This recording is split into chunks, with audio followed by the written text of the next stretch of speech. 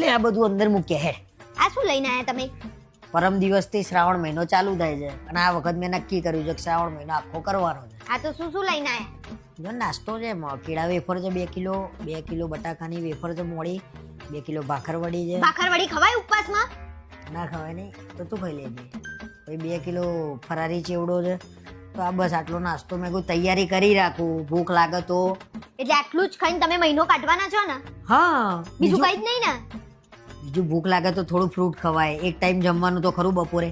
પછી બપોરે ભૂખ લાગે પછી કેળા વેફર, પછી આ ભાખરવડી. એટલે આવી રીતે આખો દિવસ તમે કાઢશો એમ ને? ફ્રૂટ થોડું, દિવસ આખો નીકળી ગયો. પછી રાતે ખાવાનો રાજગરાનો શીરો હોય, મોરૈયો હોય, પછી પેલું શું કહેવાય સાબુદાણાની ખીચડી હોય. થોડું થોડું કરતા તમે આટલું બધું કર્યું. આખો દાડો ખાતા જ કરવાનું છે ઉપવાસના બાને? ભગવાને રાજી ના રહે. હા એ પણ ભૂખ લાગે થોડું મેં એવું ખાઈને ભૂખ્યા પેટે ભક્તિ ના થાય. પણ આવી રીતે ભક્તિ કરો ને તોય ભગવાને રાજી ના રહે. આવી રીતે ભક્તિ થાય?